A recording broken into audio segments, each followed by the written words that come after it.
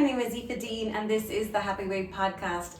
Thanks so much for joining me. I got 2 comments on Spotify and YouTube and I thought it would be better to just cover them in an episode. They're weirdly kind of the same theme, I think. The first one was, what do you think about obesity science? The set point theory. Professor Donal O'Shea talks about obesity being about biology, not willpower. Where does accountability fit in here when the body tries to regain lost weight?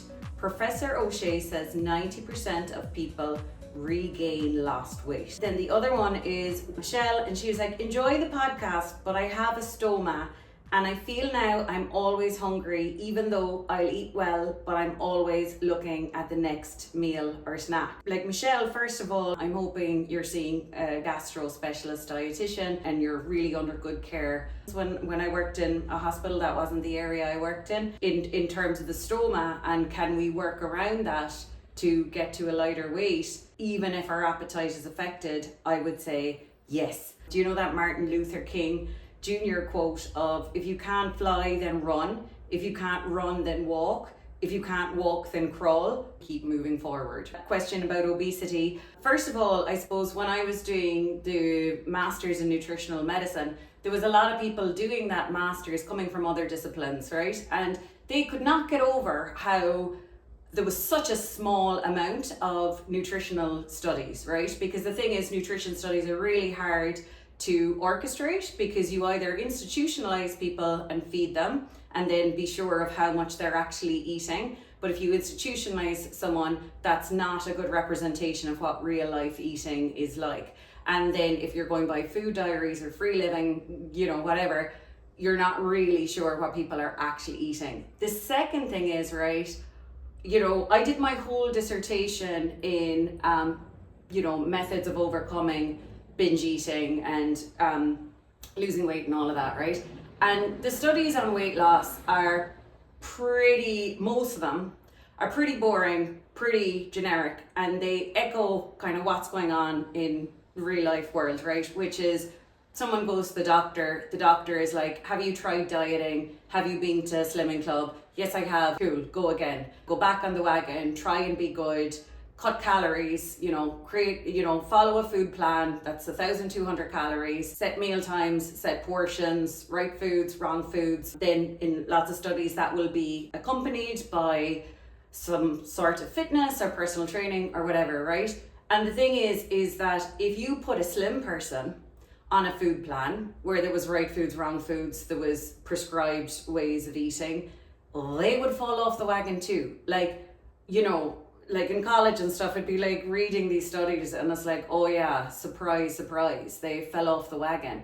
Like, we kind of have to think about overeating issues as, a sister to alcoholism. Like, no one fixes alcoholism.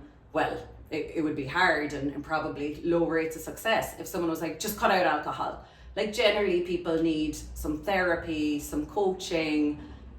They need the 12-step program or AA. They need something to find out the psychological basis of why they were abusing alcohol. With anorexia, it's absolutely not down to nutrition. No one even thinks anorexia is down to nutrition. It's down to the psychology of, why are you doing this to yourself? Why are you making yourself more uncomfortable than you need to be? So our overeating is actually the same. It's not about nutrition. Like, our weight problem was never about nutrition.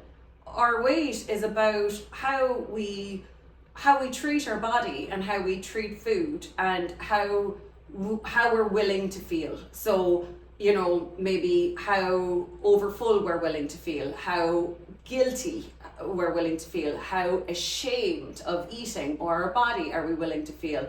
Like, a weight problem is made up of thousands of different little things. And when I read that comment, right, the first thing I thought about is, when I was around 12, I remember hearing that if one of your parents was overweight, there's a 40% chance that you'll be overweight. If both of your parents are overweight, well, then there's an 80% chance that you're going to be overweight. So both parents were always on and off diets and would have called themselves overweight. And so I'm just like, when I was reading that comment, I was just thinking back on myself that, like, I actually don't know how many thousands of mindless calories I ate over the years from thinking, well, it's my destiny and my genetics that I'm overweight. So there was kind of unconscious eating, or like basically thoughts become things, whatever our beliefs are, or actions and choices will always back up our beliefs. So when I believed that it was my destiny, it was my genetics, you know, the side of the family that looked like me, there's a lot of them with weight problems. So I was like, okay, it's my destiny, my PCOS, my on and off steroids for my autoimmune diseases, everything that people had told me and I had learned in college would be a reason why I am destined to be overweight. But you are not a statistic, and I don't really fully care about the overall statistics, because everyone is a case by case basis. Like if you were to take any one person and personally help them with their eating and weight issues, you could help them. Like there is room for improvement somewhere with all the things that I mentioned there. Like I said, you know, do we have a good relationship with food? Are we suffering from the black and white mentality where we're either on a wagon or we're off a wagon, or there's either good foods or bad foods? Or do we have regret, shame, guilt? Because if we've that, that's definitely going to cause and contribute to a weight problem. I mean, guilt and shame and regret around food. And do we have a lot of food noise? Because it would be pretty hard to have a lot of food noise and not have a weight problem. And like I said, you know, we kind of have to break it down gently into, you know, where we're at and what is in our power to change, right? Because, and this comes back to the stoma lady as well, right? So our conditions are never, ever going to be perfect. And there's going to be a lot of biology and genetics and lifestyle factors that are absolutely against us, right? But like, I kind of think it's really good to lay all that out on the table, right? So as in, say for me, there's only so much I can do about my hormones. There's only so much that I can do currently, you know, about say my autoimmune disease or the medications I need to be on and off for that. There's only so much I can do with my personality in terms of I'm not that organized with cooking or shopping, and all of that stuff. And then I don't relate to gym bunnies and that kind of side of things. And at the time as well, I suppose I would have definitely been maybe drinking a lot, like 1 to 4 times in 2 weeks, say. So like that's what I had to work with. So and the other thing is assuming I will need chocolate or crisps pretty much every day of my life, right? So assuming that's just like a given. I do have emotions. There will be times where I need to use food for comfort. So if we lay it all out like that and we accept things, we accept where they currently are, but we also have the idea that like, but still there is room for me to improve how I physically feel. And I'm jumping all over the place now, sorry. But with the set point theory, you can change your set point. And like I said, a lot of the science about people regaining weight is because they regained weight because how they lost it was just the real basic, non-holistic food plan, exercise. It wasn't really treating weight problems like we treat other kind of addictive or psychological issues, you know? So I think that explains a lot of it. You know what's always interesting is our belief opens doors or it closes doors. Our actions will always portray our beliefs. The results we have in life portray our beliefs, like our beliefs about money or relationships or eating or weight or whatever. Our results show us what we think about a certain area, whether we're probably negative or positive in that area. I kind of think doors open up, and like that's why I'm a hypnotist. Doors open up when you change your belief system and you realize that you have an abundance of opportunities, and there's around 1,000 ways you could slightly increase or improve your relationship with your body. Like as in, if you notice that you're very negative about how you look in photos, if you notice your automatic thoughts when you look in the mirror are negative, okay, well, like that alone, there's room for improvement there. We could tweak and pivot and grow a more loving relationship there. with food, if we notice that no matter what day goes by, we find fault with it, we find fault with how much we ate, what we ate, well then the common denominator is our bad attitude. It's not the food. Like, not all food is wrong. All foods have positives in them as well. And if we're not able to see that, like, that's something that needs to be corrected. So we've our relationship with food.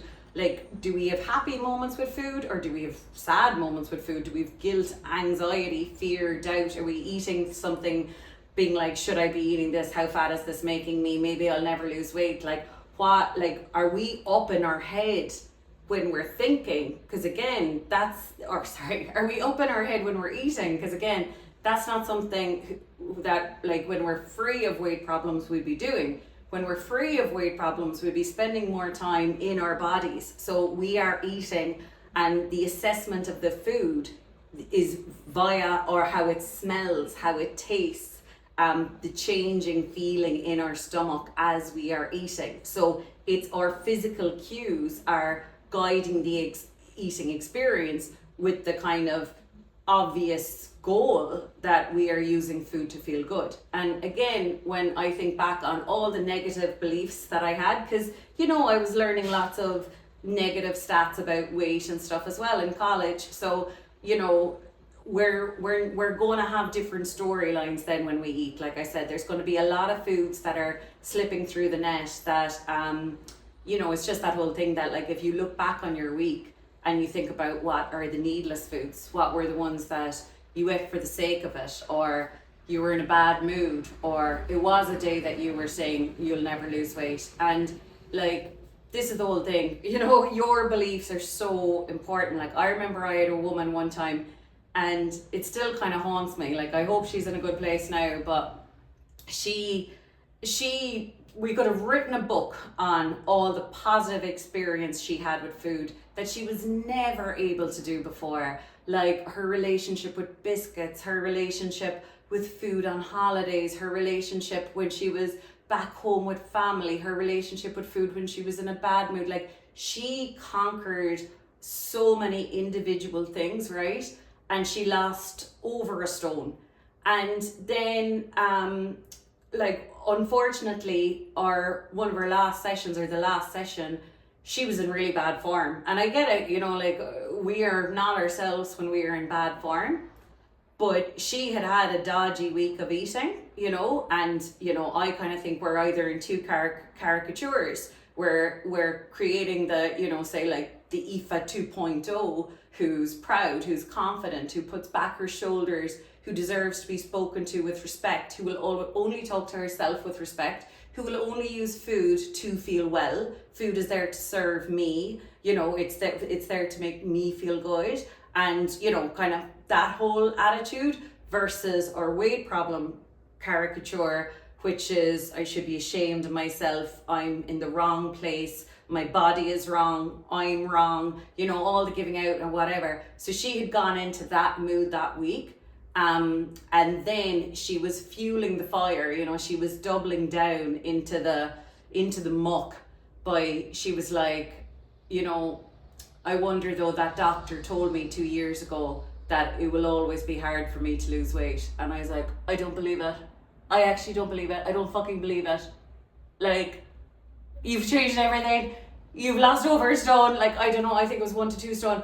And I was like, I can't believe you're saying this. I can't believe you're saying this. But ultimately, like, you get to be right or you get to be happy. So if she did head off and she chose to go with the story that my doctor was right 2 years ago, so therefore I might as well regain the weight that I put on. I might as well go back to the person that I was who gained and sustained the weight, which just on a day-to-day basis, it was not fun. Like, there's a big difference between being in shame about ourselves and giving out to ourselves and constantly having a lack mentality that we haven't done enough walks, we haven't done it, versus being proud and confident and finding a way forward. Like, you're exactly where you need to be today, and there are more opportunities to move forward. Like, that's why weight is nearly more toxic from a mental state of mind, because the life she was living when she was going back into her old state,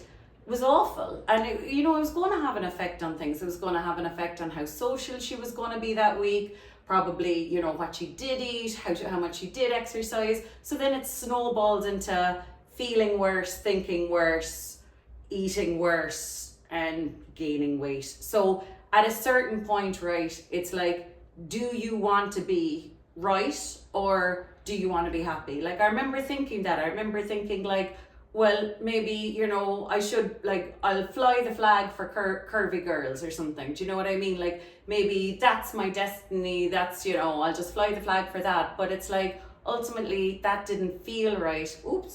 Ultimately, that didn't feel right. And the thing is, that would be fine if I was at my natural weight.